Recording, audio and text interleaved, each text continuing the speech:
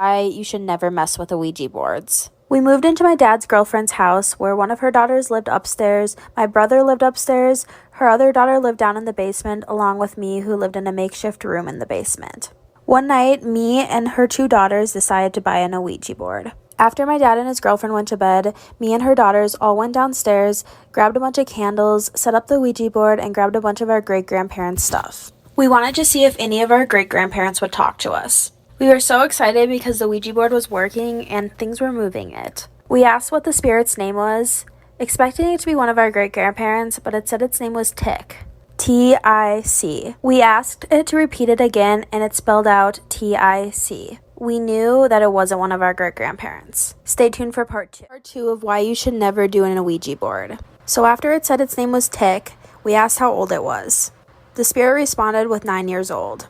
We asked what gender it was. There was no response. We knew for sure at this point we were not talking to one of our great-grandparents. I wanted to stop right then and there. I was really freaked out and I knew that we weren't talking to something good, but my older stepsister wanted to keep going. So out of peer pressure, of course, I kept going. She asked if it was human. Its response was no. We asked if we were safe. The spirit said yes, but I really didn't feel safe. We asked if the spirit was stuck in the house. The response was yes. The next thing my older stepsister asked, which I really wish she didn't, is if Tick was the only one there with us. The response was no. 60 seconds is not enough time for this story, and the story is really long. This is part 3 to the Ouija board story, and why you should never use an Ouija board. So my older stepsister asked if Tick was the only one there with us. The answer was no. She asked if all the spirits there with us were good spirits.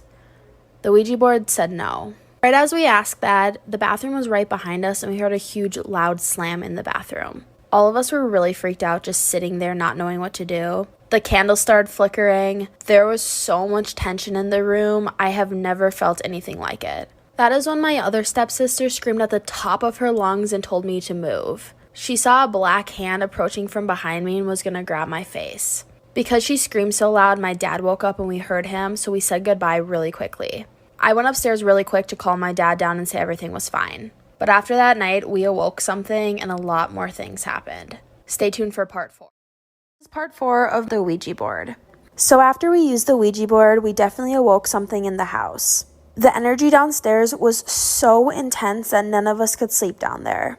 Because of this, me and my older stepsister slept upstairs for literally weeks. Remember the shadow of the hand that wrapped around my face in part 3? Well, that hand didn't disappear. My stepmom said she saw it multiple times when she would go downstairs and change the laundry. It got to the point where her and my dad didn't even want to go downstairs. The cat would chase things that weren't even there. Doors would slam. Floorboards would creak at night. My dad would constantly see my cat chasing a figure and all you could see was the figure's spine. It would run on all fours. The hauntings got so bad that my dad decided that we needed to move out. Ever since then, nobody has lived in that house for longer than 2 months. This is gonna be a story time of how I almost drowned someone's baby. Y'all, I cannot sleep at night because of this. I cannot believe that I did this to someone's child. Let me go ahead and explain myself. So I was babysitting for this one rich family. What's so amazing about it was the fact that the parents were never home. At the same time, I was just a senior in high school. I didn't have much to do after school either. I didn't have hobbies. I didn't play a sport. So I had all the time in the world to babysit for their kid and house sit for them. This baby was only 1 year old. Since the baby was so young, I had to keep eyes on it at all times. They had this big pool area and they said that if I ever wanted to go swimming, I could, and there was a floaty for the baby. One day while I was house sitting and babysitting for them, I went in the pool and I put the baby on the floaty thing. Somehow I forgot that that baby existed. I felt something in the bottom of my feet at the pool. It was like slippery, so I kicked it out the way because I thought it was a toy. And then when I turn around me, I see that the baby is not on the floaty. I look down and I see this tiny human sunk in the water.